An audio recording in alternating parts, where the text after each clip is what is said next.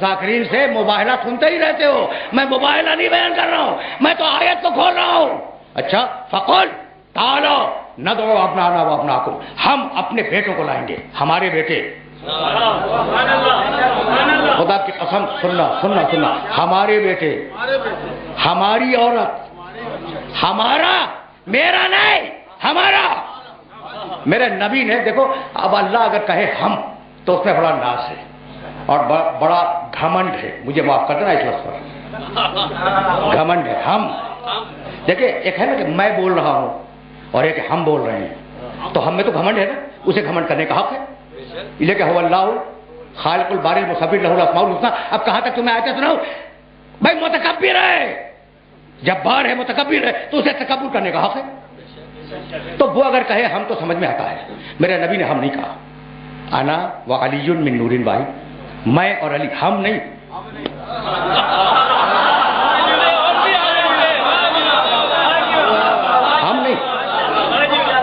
ہم نہیں ہیں. انا مدینۃ العلم وعلی بابھا, انا میں. تو میرا نبی زندگی بھر میں بولتا رہا. یہ مباہلے کا مرحلہ ایسا جہاں ہم کہا.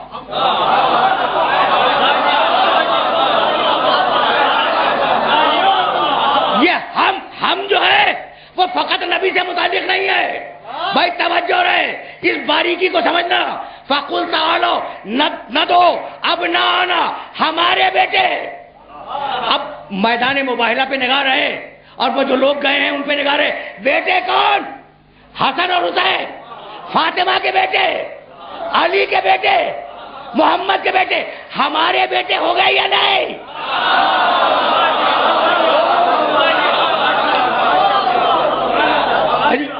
عجیب مرحلہ فکر ہے نا, عجیب و غریب مرحلہ فکر ہے.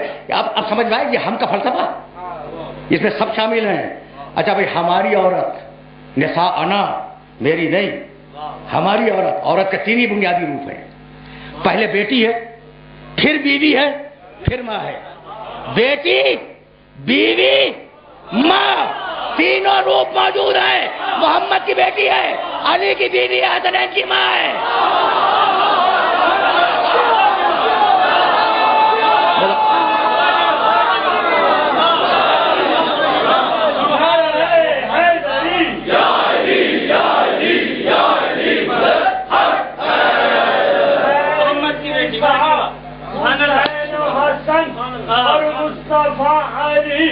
علی علیہ السلام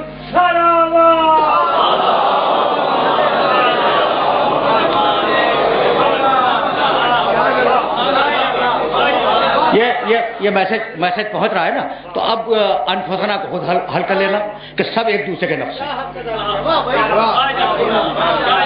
سب ایک دوسرے کے نفس ہیں. یہی پوچھا گیا امام علی ابن موسیٰ رضا علیہ السلام سے.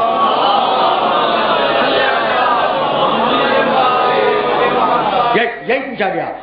مامون الرشید کے دربار میں امام بیٹھے ہوئے ہیں اور اس نے کہا فرزند رسول, آپ کو تو بڑا ناز ہے, لوگ آپ کو کہتے ہیں السلام علیکم یا ابن رسول اللہ, آپ کو بڑا ناز ہے اپنے اوپر. ان کا ہے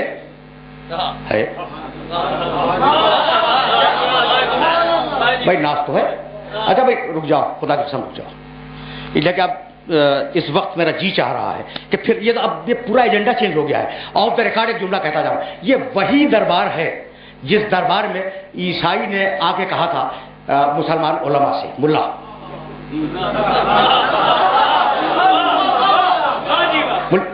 ملاؤں سے.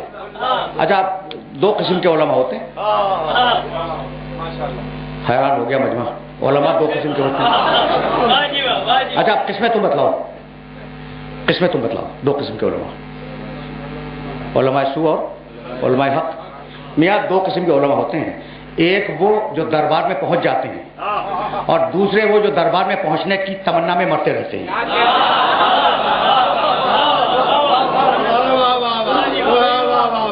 اور وہ علماء نہیں ہیں جن کو تم کہہ رہے ہو, وہ تو پیروان آل محمد ہیں جو دربار کو ٹھوکر پہ رکھتے ہیں. سمجھ ہو نا؟ نہیں, حق یہی ہے.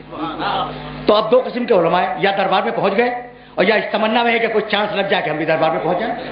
تو وہ جو دربار تک پہنچ چکے تھے اور وہاں ہڈیاں بھنبوڑ رہے تھے خلافت کی, वो बैठे हुए और उनके सामने ईसाई आलिम आया और आने खलीफा बैठा है, खलीफे वक्त, और आने के बाद उस ईसाई आलिम ने कहा कि इजाजत देते हो बात करने की? कहा बोल।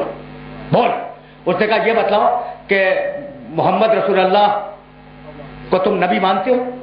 उन्होंने कहा मानते हैं भाई, हम मुसलमान हैं, हमारा नबी है मोहम्मद रसूलुल्लाह। कहा लेकिन मैं नहीं मानता। ठीक है, मैं नहीं मानता। अब ये बात तो सही है ना कि ईसाई नहीं मानता, मुसलमान मानते हैं। लोग चुप हैं कि कहना क्या चाहता है। अच्छा, दूसरा सवाल किया कि ये बताओ कि ईसा अलैहिस्सलाम तुम्हारी निगाह में जिंदा है या मर गए? कहा जिंदा है ना, अकीदा ये। उसने कहा मोहम्मद जिंदा है या मर गए? कहा मर गए। कहा पैरवी मुर्दा की होगी या जिंदा की?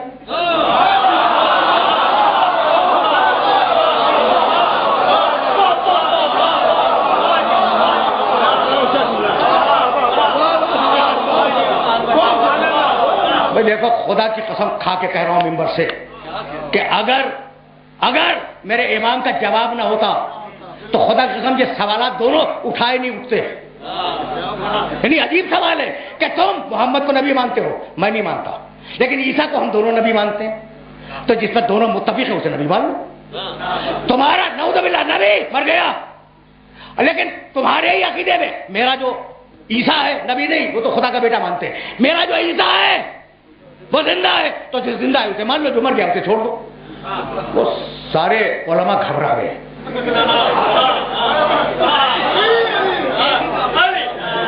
सारे उलमा घबरा गए और कहा अमीर हमारे पास तो जवाब नहीं है, हमारे पास इन सवालों का जवाब नहीं है। कहा फिर पूरा शहर ईसाई हो जाएगा, इसलिए कि सवालात इतने काटे गए हैं कि अगर जवाब न दिया पूरा शहर ईसाई हो जाएगा। कहा अमीर एक ही हल है और वो ये कि मोहम्मद का बेटा अभी जिंदा है।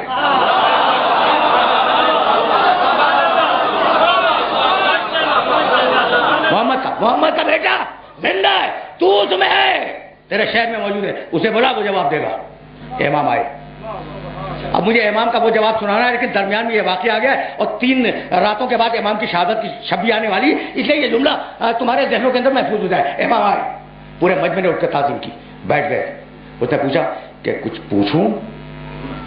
उसे नहीं मालूम ये कौन है, उसे नहीं मालूम, खुदा की कसम नहीं मालूम उस ईसाई को कि ये कौन आके बैठ गया। बस ये कि काबिल एहतराम है, सब खड़े हुए। उसने कहा आपसे, खलीफा ने कहा पूछ, इससे पूछ। उसने कहा पूछूं? कहा पूछ। ये नहीं पूछा तेरा सवाल क्या है। ये सलूनी की कुव्वत बोल रही है।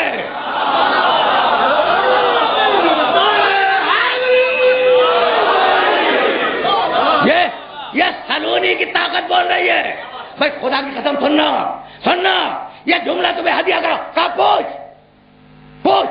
अब वो क्या करेगा, टेक्निक उसकी क्या है, क्या आप ईसा को नबी मानते हैं या नहीं? जवाब में कहा जाएगा हाँ मानते हैं। ठीक, वो फिर क्या कहेगा कि लेकिन मैं आपके नबी को नबी नहीं मानता, यही तो कहेगा, है ना। तो पहली मरहले पर लाजवाब हो जाएगा।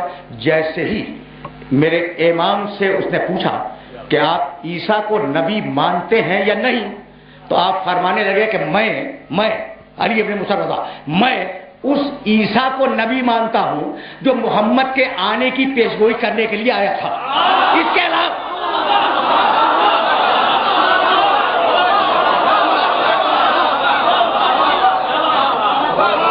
मैं उसे मानता, उस ईसा को मानता हूं जो मोहम्मद के आने की खबर देने के लिए आया था। अगर कोई और ईसा है तो मैं उसे जानता भी नहीं, मानना तो बहुत दूर की बात है। ईसाई सोचने लगा। कहा पूछता क्यों नहीं? कहा पूछूं क्या? भाई सुनना, वाक़या मुकम्मल हो जाए फिर मैं इमाम के उस जवाब की तरफ जाऊंगा। पूछ। कहा पूछूं क्या? कहा अच्छा फिर मुझे इजाजत है कि मैं पूछूं। घबराया हुआ है, उसे कसम खा के कह रहा हूं नहीं मालूम कि ये कौन बैठा है, उसे नहीं मालूम, बिल्कुल नहीं मालूम। ठीक है ना? अच्छा, कहा इजाजत दे मुझे कि मैं पूछूं।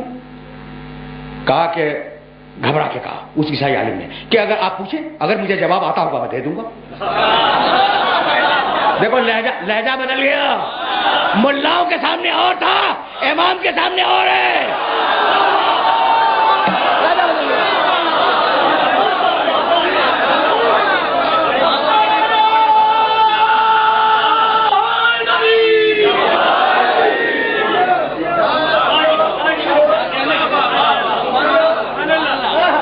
سننا سننا خدا کی قسم سننا، اس لیے کہ یہ وہ مرحلہ فکر ہے جس مرحلہ فکر کے لیے تمہیں میں نے زحمت دی ہے.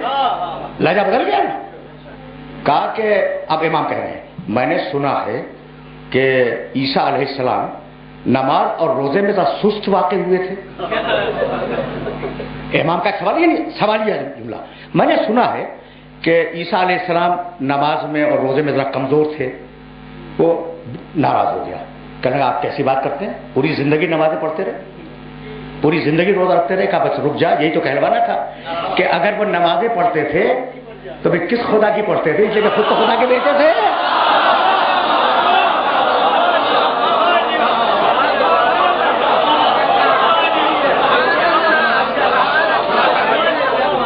سمجھ رہے ہو بات کو؟ اچھا اب عیسائی گھبرا گیا نا. دیکھو اتنے مشکل جواب ہیں کہ اس کے آگے کوئی بول نہیں سکتا. بند کر دیا نا، عیسائی کو بند کر دیا. اب وہ کیا بولے گا؟ لیکن خدا کی قسم ایسا بولا ہے کہ قیامت تک اس سے بہتر جملہ جواب ممکن نہیں ہے. سنو گے اس کا جواب عیسائی کا؟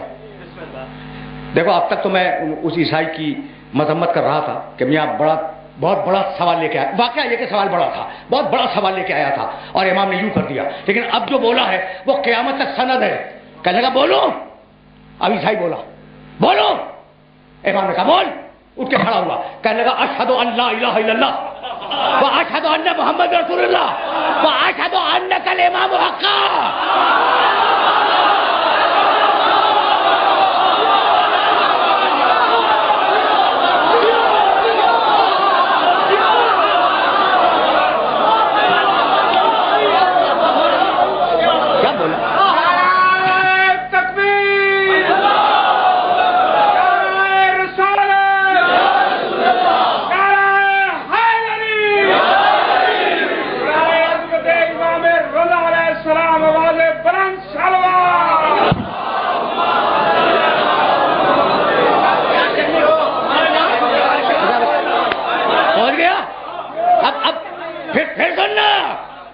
دوسرے لفظوں میں سننا، اشہد ان لا الہ الا اللہ واشہد ان محمدا رسول اللہ واشہد انک وصی رسول اللہ حقا.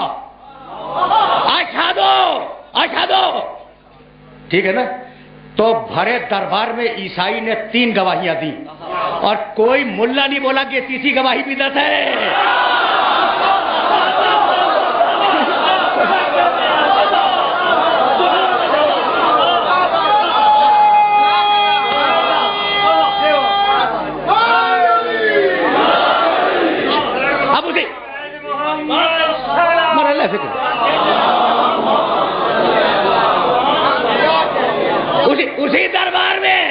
اسی دربار میں اب دیکھو، اب چاہتا ہے کہ امام کو لاجواب کر دے. مامون بڑا ناز ہے نا آپ کو، بڑا گھمنڈ کہ آپ فرزند رسول ہیں.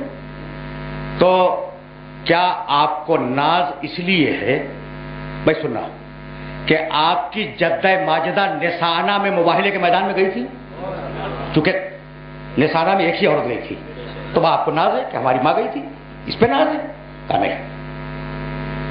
کہا اچھا تو پھر آپ کو اس پر نہ گھمنڈ ہوگا کہ ابنانا میں آپ کے جد مباہلے کے میدان میں گئے تھے؟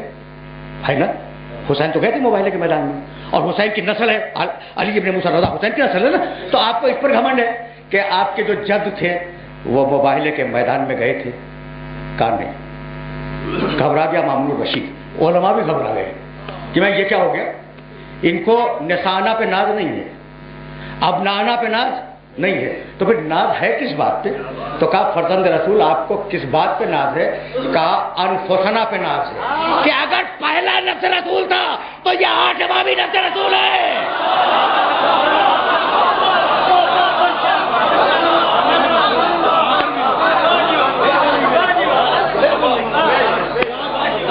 تو اب یہ نفس رسول سمجھ میں آیا؟ یہ نفس رسول سمجھ میں آیا؟ یعنی امامت اور نفس رسول الگ الگ لفظ ہیں، معنی ایک ہے. امام کہو یا نفس رسول کہو ایک ہی بات ہے. بھائی یہاں تک میرے ساتھ آ گئے ہو نا؟ امام کہو یا نفس رسول کہو چیز ایک ہی ہے. کسی نے اب آج حدیثیں سن رہے ہو تو سن لو، میں واقعات تو بہت کم بیان کرتا ہوں نا. کسی نے پیغمبر اکرم سے پوچھا کہ یا رسول اللہ آپ کو اپنے ساتھیوں میں سب سے زیادہ پسند کون ہے؟ اب وہ اتنا بڑا نام ہے کہ اگر نام لے لوں تو زبان جل جائے.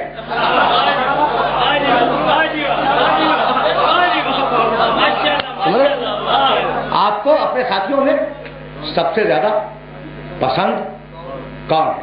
قال فلان. آپ نے کہا بھائی فلاں مجھے اپنے ساتھیوں میں بہت پسند ہے. ٹھیک. اچھا بھائی ایک مرتبہ پوچھ لیا نا, بیٹھ گئے, 5 منٹ بعد پھر اٹھا تھوڑی دیر کے بعد کہنے لگا یا رسول اللہ آپ کو اپنے ساتھیوں میں سب سے زیادہ پسند کون ہے؟ اب دیکھو ایک مرتبہ پوچھ کے مطمئن ہو جانا چاہیے. ٹھیک. سننا, قال فلان, رسول نے ایک دوسرا نام لے لیا. اب رسول تو رسول ہے, دلوں کے حال کو جانتا ہے. دوسرا نام لے لیا, قال فلان. پھر بیٹھ گیا, پھر تیسری مرتبہ اٹھا اور کہنے لگا کہ آپ کو اپنے ساتھیوں میں سب سے زیادہ عزیز کون ہے؟ قال فلان. کا فلان. اب 3 نام تو ہو گئے, 3 نام ہو گئے نا. چڑچڑا گیا اور چڑچڑا کے کہنے لگا فأین علی, یہ آپ بار بار دوسروں کا نام لے رہے ہیں, علی کا نام کیوں نہیں لیتے؟ بھائی سوال ہے, اگلوانا تھا علی کا نام اور رسول علی کا نام لیتے نہیں ہیں. ٹھیک ہے نا. آپ کے ساتھیوں میں سب سے زیادہ آپ کو پسند کون ہے؟ فلان. اور کون پسند ہے؟ فلان. اور کون پسند ہے؟ فلان. گھبرا کے کہنے لگا آئین علی جون, آپ علی کا نام کیوں نہیں لیتے؟ تو رسول نے اسے جواب نہیں دیا. پہلو میں بیٹھنے والے سے کہا اس کو ذرا دیکھنا, اس آدمی کو, ان ھذا یسألونی عن النفس, اسے ابھی صحابی اور نفس میں تمیز بھی نہیں ہوئی.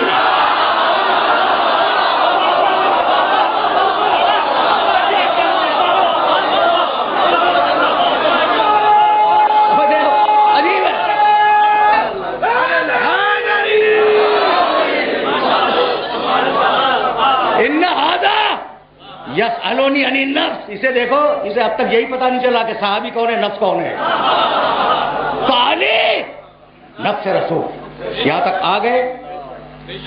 میں نے بہت زحمت دی, گھنٹہ مکمل ہونے میں کل 6 دقیقے رہ گئے ہیں, اور اب بغیر کسی کمنٹری کے آیت سنو اور مجھے اجازت دے دو. اب اس سے زیادہ زحمت نہیں دوں گا, خدا کی قسم نہیں زحمت دوں گا. میاں سننا, یہاں تک آ گئے ہو نا میرے ساتھ.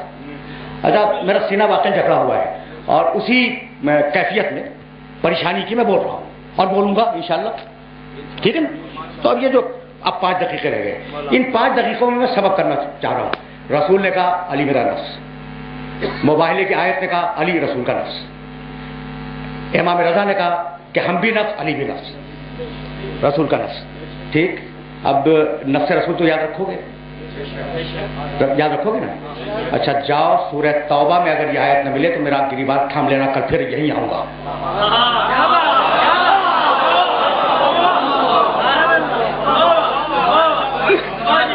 آیت سنو, ما کان لأہل المدینۃ ومن حولها ان یتخلفوا عن رسول اللہ ولا یرغبوا بانفسہم عن نفسہ. مدینے والوں کے لیے اور مدینے کے چاروں طرف رہنے والوں کے لیے جائز نہیں ہے کہ رسول سے منہ کو پھیرے, جائز نہیں ہے کہ رسول سے منہ پھیرے, اور یہ بھی جائز نہیں ہے کہ نفس رسول سے منہ کو پھیرے. جیسے محمد پہ ایمان واجب ویسے علی پہ ایمان واجب.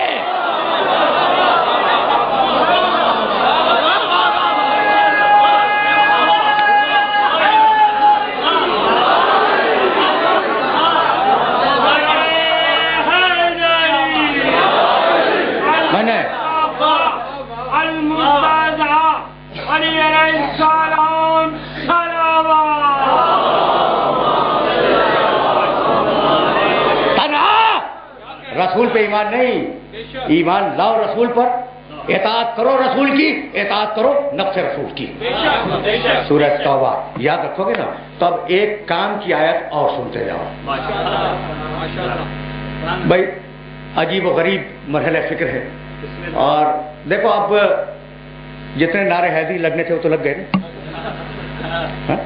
بھائی سننا, اب مجھے 4-5 جملے مصاحب کے بھی کہنے ہیں. نفس رسول علی, فقاتل فی سبیل اللہ ولا تکلف الا نفسک. میرے حبیب تو جنگ کر اللہ کی راہ میں. تو کس کو حکم ہے؟ رسول کو. ولا تکلف الا نفسک, یا تو جنگ کرے یا تیرا نفس جنگ کرے.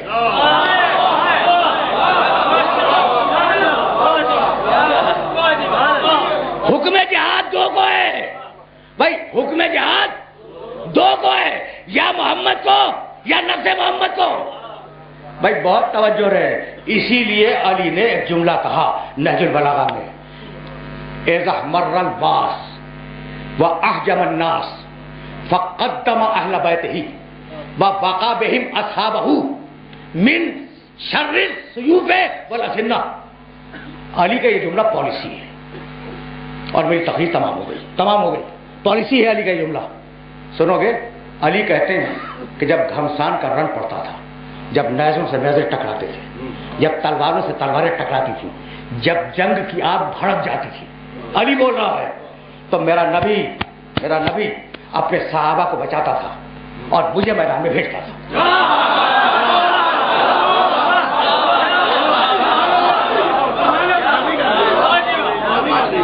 یہ جملہ علی کا ہے, یہ جملہ علی کا ہے کہ میرا رسول جنگوں میں صحابہ کو بچاتا تھا اور مجھے جنگ میں بھیجتا تھا. یہ ہوا کیا بھائی؟ علی تو آپ کا نفس ہے, اسے بچا لیں.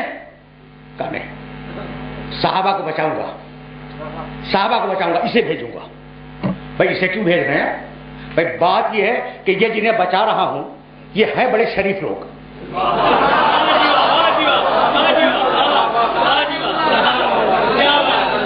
یہ بہت اچھے لوگ ہیں, بہت پیارے لوگ ہیں, بڑے شریف لوگ ہیں. یہ تو کچھ نہیں کہیں گے, لیکن ان کے نسلیں کہیں گی کہ ہمارے باپ دادا نے اسلام پھیلایا.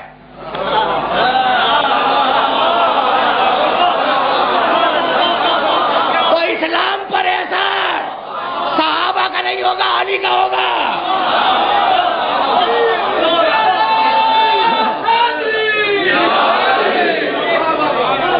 سمجھ گئے؟ یہ میسج پہنچا, بس میری تقریر تمام ہو گئی. تو اب رسول یا تم لڑو یا تمہارا نفس لڑے.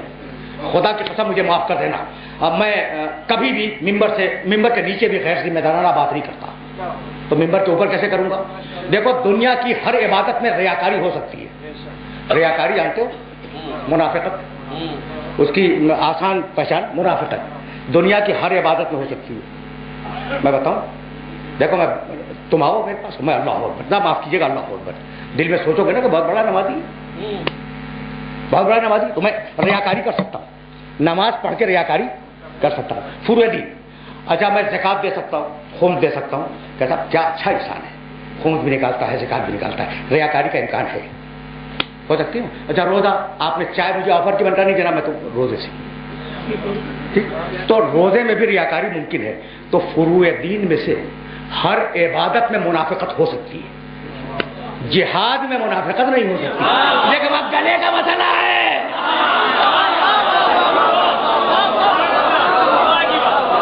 جہاد میں منافقت نہیں ہو سکتی, لیکن وہاں گردن کا معاملہ ہے. یہی وجہ ہے کہ مسجد کو نمازی مل گئے مگر میدان جنگ کو علی کے علاوہ کوئی اور نہیں ملا.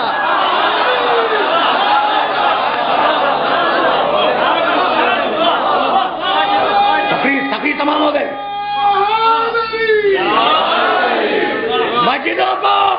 مسجدوں کو نمازی مل گئے, جنگ کے میدانوں کو علی کے علاوہ کوئی نہیں ملا. یا علی ملا یا علی کی نسل ملی. یہ کربلا کیا ہے؟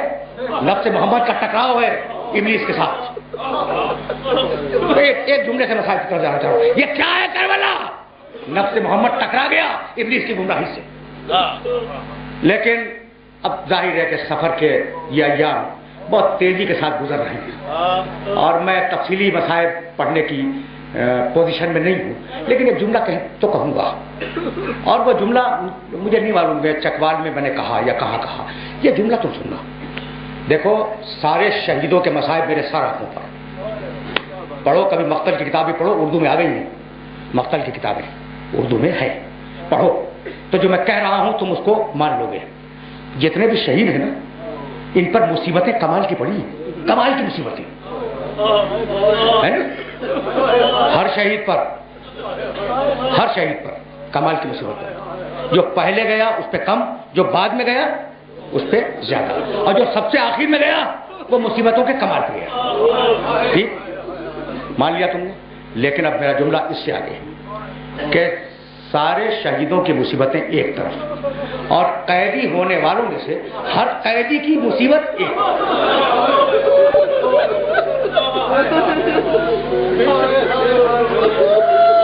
یہ جملہ پہنچ گیا. یعنی سارے شہیدوں سے ہر قیدی کی فردن ہر قیدی کی مصیبت ایک طرف، اور ان سارے قیدیوں کی مصیبت ایک طرف. حسین کی چھوٹی سی بچی کی مصیبت ایک طرف.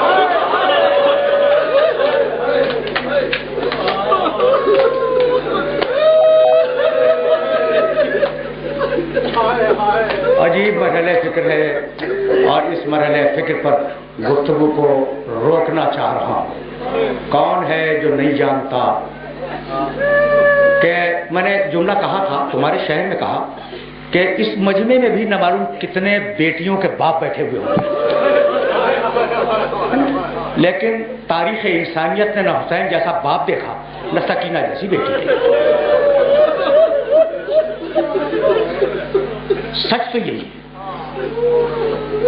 یہی ہے. ایسی بچی جو باپ کے سینے پر سونے کی عادی،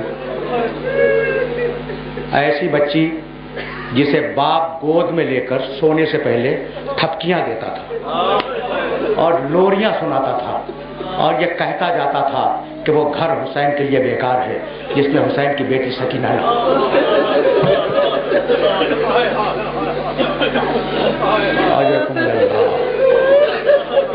مصائب طویل نہیں ہیں، بہت مختصر مصائب عرض کروں گا. ایسی بچی کہ جب حسین آخری رخصت کے بعد ذوالجناح پہ سوار ہو کر جا رہے تھے تو گھوڑے کو ایڑ لگائی اور ذوالجناح نہ چلا. ٹھیک ہے نا.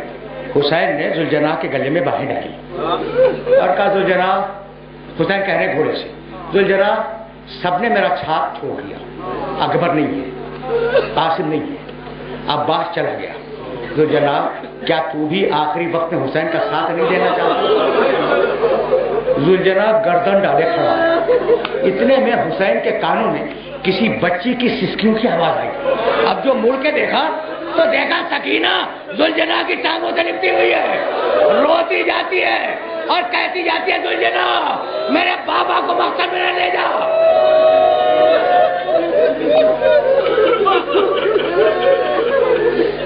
اجرکم اللہ. سنو بھائی سنو، تھوڑا سا سن لو اور پھر اب مجھے اجازت دے دو. تم نے گریہ کیا، مجلس تمام ہو گئی. میں طویل مصائب نہیں پڑھا کرتا. حسین گھوڑے سے اترنے کے بعد بچی کو گود میں لیا. بڑی دیر تک حسین نے بچی سے باتیں کی. پڑھو مقصد پڑھو. جب بچی سے باتیں کر لی کافی دیر تک، ادھر فوجی یزید انتظار میں کہ حسین اب آئیں گے، تو ایک مرتبہ بچی سے کہنے لگے دعینی سکینہ لعلی آتیک بالماء، بیٹی اب مجھے اجازت دو، شاید میں تمہارے لیے پانی لے کے آؤں. شاید بس یہ سننا تھا کہ بچی نے باپ کے دونوں شانے تھام لیے. کہا بابا چچا عباس بھی یہی وعدہ کر کے گئے تھے.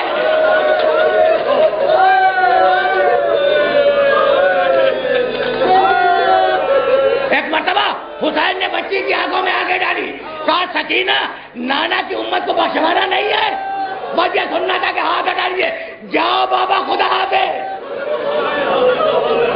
اجرکم اللہ. سن رہے ہو نا؟ ایسی بچی، ایسی پیاری بچی. حسین اس دنیا سے گئے، بچی کے گوشوارے نوچے گئے، بچی نے تازیانے کھائے، بچی کے کرتے کے دامن میں آگ لگی. ٹھیک ہے. اب قافلہ چلا. سننا بھائی سننا، مجھے اجازت دے دو کہ میں یہ دو جملے تم سے کہوں اور تم سے اجازت لے لوں. قافلہ چلا. جب قافلہ کربلا سے کوفہ جانے کے لیے تیار ہو گیا تو بچی فضا کی گود میں تھی. اچھا کچھ جانتے ہو یہ فضا کی گود میں کیوں تھی؟ تمہیں کچھ پتا ہے بھائی؟ ایک تو سامنے کا سبب ہے کہ بیویوں کے ہاتھ پسے گردن سے بندھے ہوئے تھے، کس کی گود میں بچی رکتی. دوسرا ایک اور سبب ہے، جب حسین سب کو سلام کر کے نکلے ہیں نا ساری بیویوں کو، تو دروازے کا خیمے کا پردہ تھامے ہوئے فضا کھڑی تھی. کہا میری ماں کی کنیز فضا تجھے بھی میرا آخری سلام.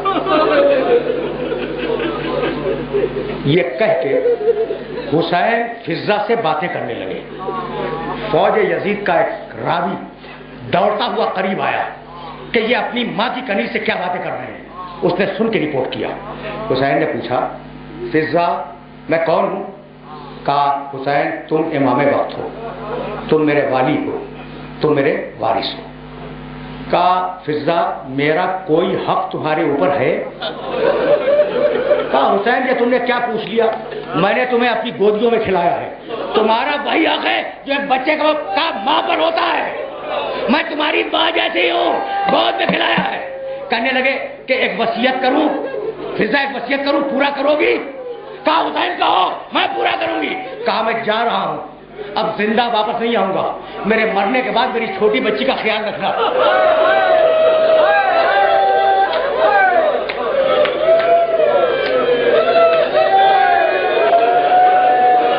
بس میرے عزیزوں, میرے دوستوں, میرے مرنے کے بعد میری چھوٹی بچی کا خیال رکھنا. راوی کہتا ہے کہ میں نے راہ کوبا شام میں دیکھا کہ فضا کی گود میں سکینہ ہے, اور اگر کوئی سکینہ کو تماچا مارنا چاہتا ہے تو فضا اسے گودی میں چھپا لیتی ہے, اپنا رخسارہ آگے کر دیتی ہے. اجرکم اللہ, اجرکم اللہ. تم نے گریہ کیا, تم نے گریہ کیا, مجلس تمام ہو گئی. لیکن ذرا سا میں آگے لے جانا چاہ رہا ہوں. سکینہ کہاں ہے؟ فضا کی گود. پورا قافلہ تیار ہے. شمر پوچھتا ہوا آیا کہ وہ بچی کہاں ہے جو حسین کے سینے پر سونے کی عادت تھی. یہ ہے تقریر کا آخری جملہ. وہ بچی کہاں ہے جو حسین کے سینے پہ سونے کی عادت تھی. لوگ یہ سمجھے کہ شاید بڑی عزت سے لے جائے گا, اشارہ کر دیا فضا کی گود میں. شمر گیا, سکینہ کو کھینچا, اور کھینچنے کے بعد ایک اکیلے ناکے پر رسیوں سے جکڑ کے باندھا.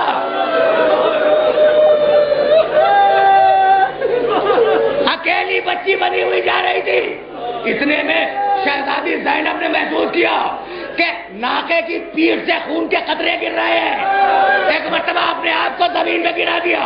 کہا قافلہ آگے نہیں بڑھے گا جب تک میری بھتیجی کو کھولا نہ جائے.